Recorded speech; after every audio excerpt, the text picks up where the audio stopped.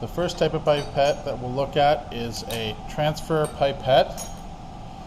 These are both transfer pipettes that are set for a particular volume.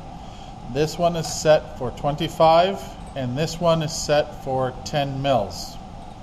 And the way that you would use these is to fill the pipette to the mark and then let it drain completely without blowing it out. The other type of pipettes that you will deal with or could be dealing with are these pipettes. These are known as more or measuring pipettes. I have 3 different ones here. The first one is a 10 mil. The other two are I have 2 10 mils and a 5 mil.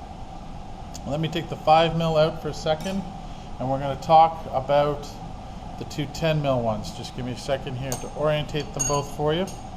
So both of these, as you can see at this end, are 10 mils in 1/10, but the difference is down here at this end. On this one you can see a 10, and on this one you can only see a 9. The difference between these are going to affect how you use these pipettes.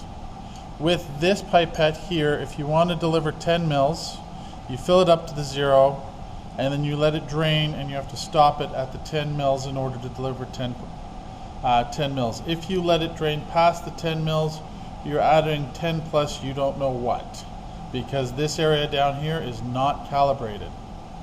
With this pipette here, if you want to deliver 10 mils, you fill it up to the 0 mark, drain it all the way down, and blow out the last drop in the tip, because this pipette has been calculated to deliver 10 mils from the 0 mark all the way down, including the droplet that stays in the tip. Alright, if you were trying to transfer 2 mils according to pipette, that you have to pipette 2 mils, you have a variety of ways to do it and a variety of tools.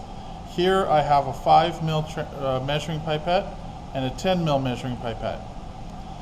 So in order to deliver 2 mils, your best option, even though either of these can do 2 mils, your better option is to use the 5 mil one, because of the fact that if you look at what 2 mils on this pipette is in terms of scale, it's quite large compared to this pipette, which is 2 mils like that.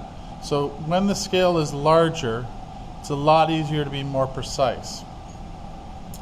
And when you're delivering 2 mils with a pipette like this, you have a couple of different options that you can do.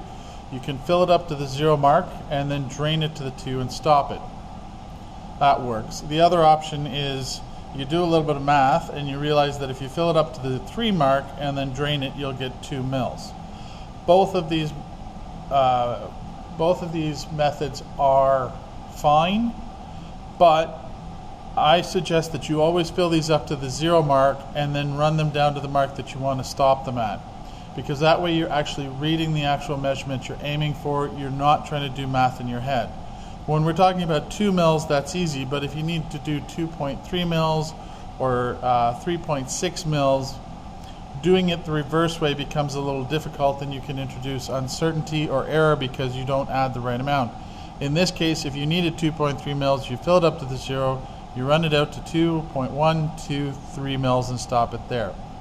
If you did miss the 2.3 mil mark, you could go to 2.4, and you still can continue with that sample and that unknown, because you know exactly how much was added.